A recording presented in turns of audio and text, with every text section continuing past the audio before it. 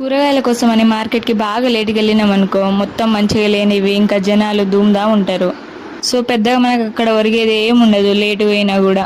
అందుకని ఈరోజు నేను చెప్పబోయే కూరగాయలు లేక టమాటా ఫిలాసఫీ ఏంటిదంటే, ఎప్పుడైనా కకృతి పడి రేట్లు తక్కువకు వస్తాయి, తక్కువకు దొరుకుతాయి అని నైట్లు 9ంటికి 10ంటికి పోదాం మార్కెట్కి కొనుక్కుందాం అని చూడొద్దు. ఎందుకంటే చెప్పాను కదా ముందే స్టోరీ మొత్తం అది అవుతుంది కదా.